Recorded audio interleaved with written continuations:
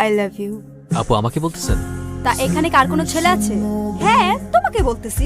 এত সুন্দর একটা মেয়ে তোমাকে প্রপোজ করলো আর তুমি এইভাবে ইগনোর করতেছো। সুন্দর মেয়ে কোথায়? এই ক্যাম্পাসে সব ছেলেরা আমার পিছনে ঘুরে আর তুমি বলতেছো কোন মেয়ে?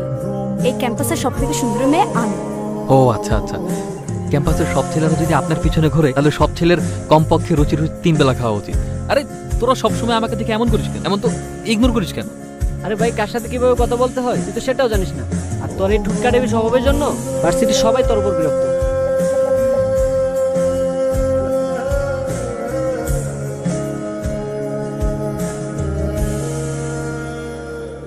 এই ছেলেটা কে রে?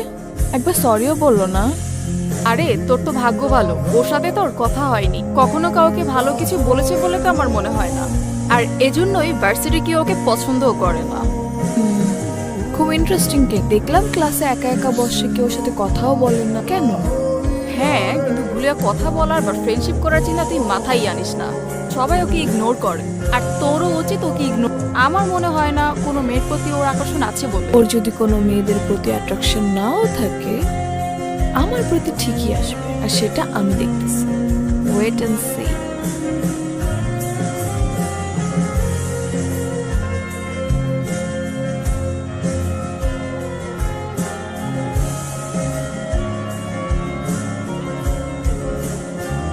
হ্যালো, জি আমি। আমার কলমটা পড়ে গিয়েছে, তো কি হয়েছে? তো উঠিয়ে দিন। আমি কলম উঠাবো? আমাকে কেন উঠাতে হবে? আরো তো অনেকেই আছে, তাই না? ইয়েস স্যার, আমি জানি ক্লাসে অনেক মানুষ, কিন্তু আমি চাই কলমটা আপনিই উঠান। আচ্ছা ঠিক আছে, ভালো থাকবেন আপু, আসি। এখানে থাকলে হয়তো কলম উঠাতে উঠাতে আমার পড়াশোনা আর হবে না। হ্যাঁ, গাধা নাকি আমি? আপু, এই গাধার বাচ্চার নাম্বারটা দিত, ওর লাইফ আমি হেল্প করে দিই। হ্যালো, আসসালামু আলাইকুম। কে? আমি তা তো জানি, কিন্তু কি আপনি? আমার পরিচয় জেনে আপনার কি হবে? আপনি আপনার পছন্দের মতো আমাকে একটা নাম দিয়ে দিন না। আশ্চর্য, আমি তো আপনাকে চিনি না, নাম কি করে দিব? চেনেন না চিনে যাবেন, কথা বলতে থাকেন, আস্তে আস্তে এমনিই চিনে যাবেন। আমি একজন অপরিচিত মেয়ের সাথে কেন এবার কথা বলবো? কারণ পরিচিত কেউ তো আপনার সাথে কথা বলে না। একজন অপরিচিত মানুষ আপনার সাথে কথা বলতে চাচ্ছে, তাতেও আপনার সমস্যা।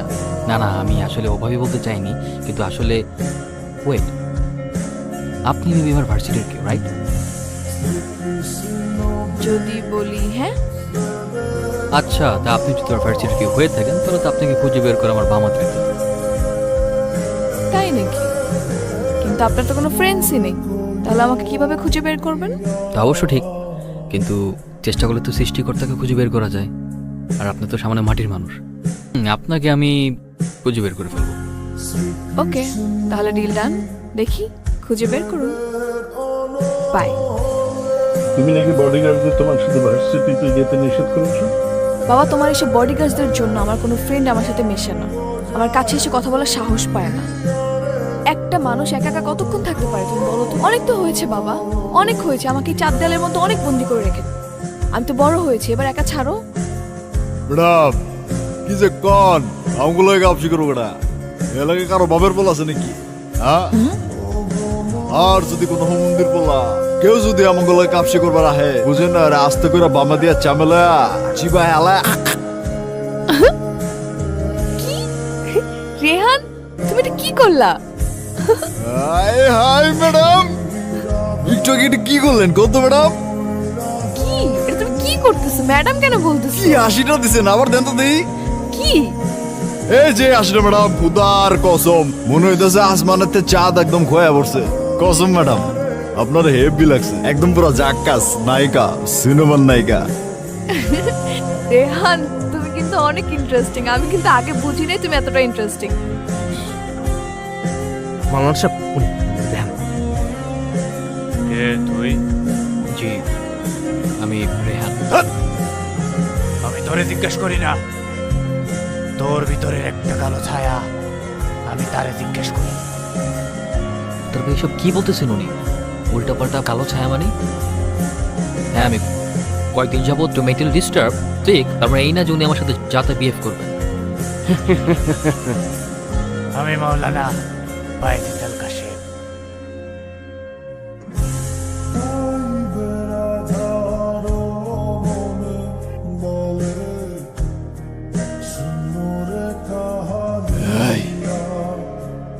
তুই এবার কি করছিস? তুই এবার কি করবি? তোর মতো হুজুর আমার একটা পশমও ছিঁড়তে পারবি না। আর তুই কি কইছিস? গ্যাঞ্জাম করবি? গ্যাঞ্জাম গ্যাঞ্জাম করতে চাইলে তুই আমার লাগে 1-to-1 খেল না। তোর আমার মাঝখানে খেলে খোদারা রাখছিস। তার আগে তুই বল, রেহানের মধ্যে কি করিস? রেহানের ভেতর থেকে যা। রেহানের ভিতরে আমি মুড়ি খাই।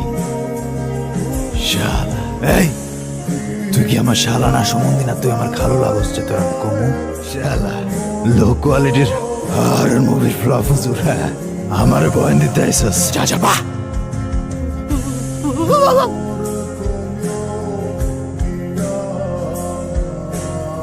তুই আমারে কিচ্ছুই করতে পারবি না। আমি মাওলানা বায়েজিদ আল কাশেম। কিছু করতে পারো না। এই তোর 6 বছরের নাতনি আছে না? ধর, তোর বাসায় তোর 6 বছরের নাতনি খেলতে গিয়া যদি আলমারির চিপায় পইরা যদি কৃষ্ট হইয়া যায়, আর তুই তখন কি করবি? তোর মায়েরা বাসায় এসে না, ধর তোর মাই আর তোর বউ রান্নাঘরে রান্না করতে গিয়া গ্যাস সিলিন্ডার বাস্ট হইয়া দাও দাও করে চলে গেল গা। তখন তুই কি করবি? ফোন ধরিস না, ফোন ধরলে কিন্তু ঝামেলা হইব। আরেকজনের বাঁচানোর আগে আগে নিজের এগিয়ে বাঁচা। যাবাক যা, তোর উপরে থাক, তোর উপরে থাক, পিছনে তাকাবি না, পিছনে তাকাবি না, তোর উপরে থাক। মানে কি আবল তাবল কথা বলতেছো?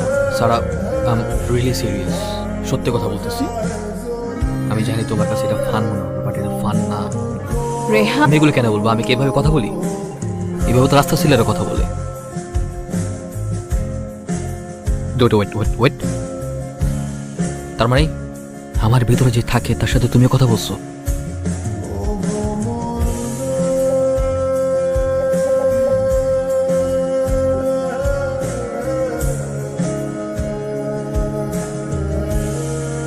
Hello hello, sir.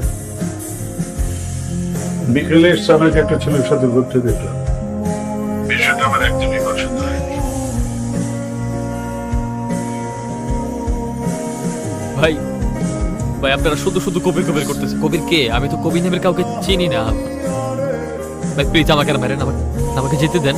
এই তুই কি ভাবছস বেশ বদলাই এলে তোরা আমি চিনবো না? হ্যাঁ তুই এই কবি স্বীকার কর। এই কবির হিসাব বাদ দে, কবির হিসাব আগেই ক্লোজ হয়ে গেছে। আরে রাখ, আমি 100% শিওর হয় কবির, কিন্তু শালারা এত মারলাম তারপর স্বীকার করাইতে পারলাম না। এই স্বীকার কর তুই কবি। শোন ভাই রেহান, তোর সুন্দর করে একটা কথা বুঝাই দিতেছি, ওই মাইয়ার পিছন ঘুরা বাদ দে, তাইলে ওরা আর তোর কোনো প্রেশার দিব না, তোর হিসাবে ক্লোজ হয়ে দিব। এই চল চল আগে কিছু খেয়াল হই, তারপর ওর ব্যাপারটা ক্লোজ করতেছে। কাকারা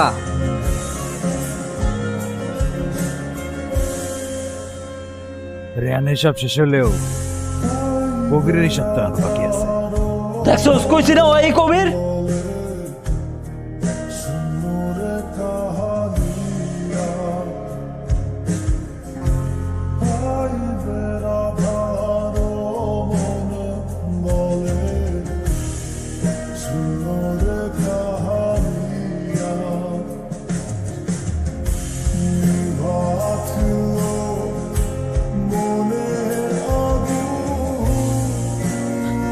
কবির চলে গেছে, ও আর কোনোদিন আসবে না, আর কোনোদিনই ফিরবে না। আমি আছি। তুমি আমাকে এখান থেকে অনেক দূরে নিয়ে যেতে পারবে? আমার বাবার এইসব টাকা পয়সা, লাক্সারি লাইফস্টাইল, এইসবের নিচে চাপা পড়ে আমি আর মরতে চাই না। আমাকে ভালোবাসবা? সারাটা জীবন আঁকলে রাখ, মৃত্যুর পরেও ভালোবেসে যাব। এই চোখে কখনো পানি আসতে দিব না।